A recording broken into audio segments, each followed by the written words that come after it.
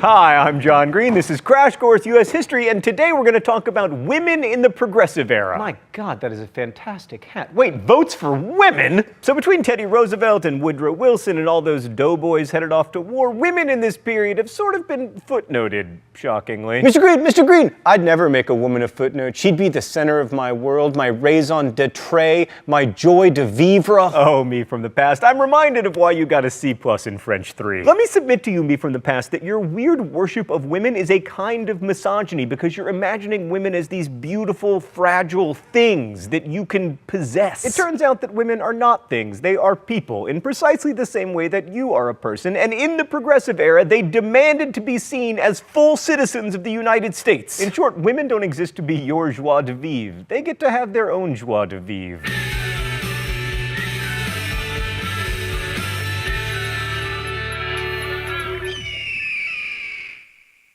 So it's tempting to limit ourselves to discussion of women getting the right to vote with the passage of the 19th Amendment, but if we focus too much on the constitutional history, we're going to miss a lot. Some historians refer to the 30 years between 1890 and 1920 as the women's era because it was in that time that women started to have greater economic and political opportunities. Women were also aided by legal changes like getting the right to own property, control their wages, and make contracts and wills. By 1900, almost 5 million women worked for wages, mainly in domestic service or light manufacturing like the garment industry. Women in America were always vital contributors to the economy as producers and consumers, and they always worked, whether for wages or taking care of children and the home. And as someone who has recently returned from paternity leave, let me tell you, that ain't no joke. And American women were also active as reformers since, America became a thing. And those reform movements brought women into state and national politics before the dawn of the Progressive Era. Unfortunately, their greatest achievement, prohibition, was also our greatest national shame.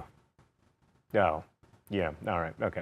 It's actually not in our top 5 national shames. But probably women's greatest influence indeed came through their membership and leadership in the Women's Christian Temperance Union. The WCTU was founded in 1874, and by 1890 it had 150,000 members, making it the largest female organization in the United States. Under the leadership of Frances Willard, the WCTU embraced a broad reform agenda, like it included pushing for the right for women to vote. The feeling was that the best way to stop people from drinking was to pass local laws that made it harder to drink, and to do that, it would be very helpful if women could vote, because American men were a bunch of alcoholic scoundrels who darn well weren't going to vote to get rid of beer hoses. In 1895, Willard boldly declared, "A wider freedom is coming to the women of America. Too long has it been held that woman has no right to enter these movements. Politics is the place for women." But the role of women in politics did greatly expand during the Progressive Era. As in prior decades, many reformers were middle and upper class women, but the growing economy and the expansion of what might be called the upper middle class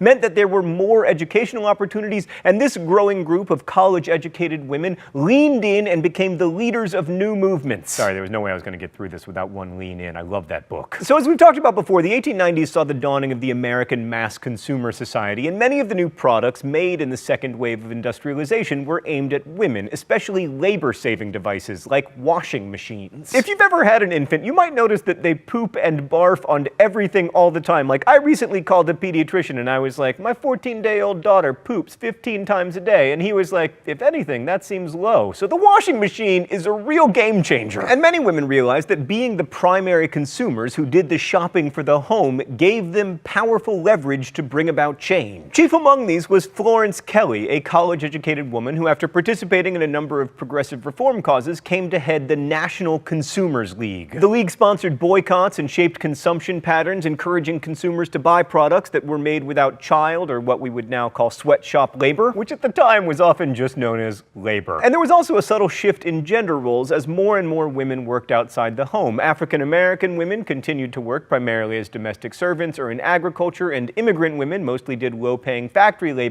but for native-born white women, there were new opportunities, especially in office work. And this points to how technology created opportunities for women. Like, almost all the telephone operators in the US were women. By 1920, office workers and telephone operators made up 25% of the female workforce, while domestic servants were only 15%. A union leader named Abraham Bisno remarked that working gave immigrant women a sense of independence. They acquired the right to personality, something alien to the highly patriarchal family structures of the old old country. Of course, this also meant that young women were often in conflict with their parents, as a job brought more freedom, money, and perhaps, if they were lucky, a room of one's own. Oh, it's time for the mystery document? Please let it be Virginia Woolf. Please let it be Virginia Woolf. The rules here are simple. I guess the author of the mystery document, I'm either right or I get shocked. All right, let's see what we got. The spirit of personal independence in the women of today is sure proof that a change has come. The radical change in the economic position of women is advancing upon us. The growing individualization of democratic life brings inevitable changes to our daughters as well as to our sons. One of its most noticeable features is the demand in women not only for their own money, but for their own work for the sake of personal expression. Few girls today fail to manifest some signs of the desire for individual expression. That's not Virginia Woolf. Say, I'm going to be honest, I do not know the answer to this one. However, it has been Woodrow Wilson for the last 2 weeks. You wouldn't do that again to me, or would you? I'm going to guess Woodrow Wilson, final answer. Dang it! Charlotte Perkins Gilman in the book Women in Economics? What? The idea that having a job is valuable just for the independence that it brings and as a form of individual expression was pretty radical, as most women, and especially most men, were not comfortable with the idea that being a housewife was similar to being a servant to one's husband and children. But of course that changes when staying at home becomes one of many choices rather than your only available option. And then came birth control. Huzzah! Women who needed to work wanted a way to limit the number of pregnancies. Being pregnant and having a baby can make it difficult to hold down a job, and also babies are diaper-using, stuff-breaking consumption machines. They basically eat money, and we love them. But birth control advocates like Margaret Sanger and Emma Goldman also argued that women should be able to enjoy sex without having children.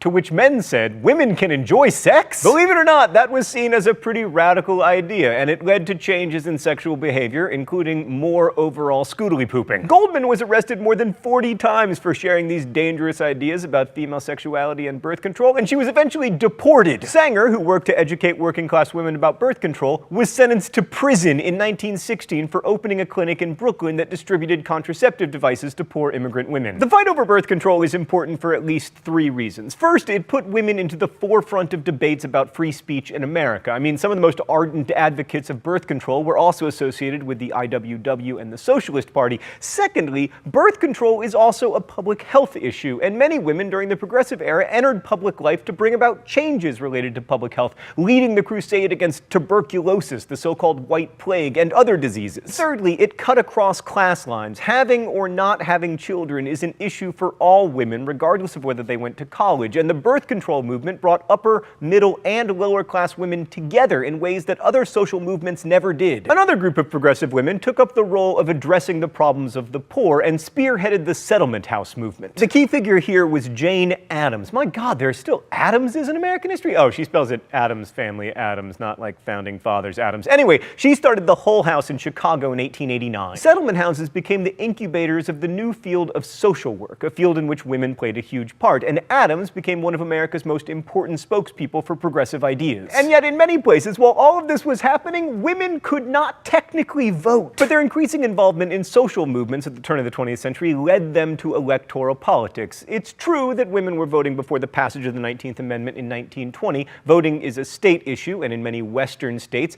women were granted the right to vote in the late 19th century. States could also grant women the right to run for office, which explains how the first Congresswoman, Jeanette Rankin, could vote against America's entry into World War I in 1917. That said, the passage and ratification of the 19th Amendment is a big deal in American history. It's also a recent deal. Like, when my grandmothers were born, women could not vote in much of the United States. The amendment says that states cannot deny people the right to vote because they are women, which isn't as interesting as the political organization and activity that led to its passage. All right, let's go to the thought bubble. The suffrage movement was extremely fragmented. There was a first wave of suffrage, exemplified by the women at Seneca Falls, and this metamorphosed into the National American Women's Suffrage Association, or NAWSA.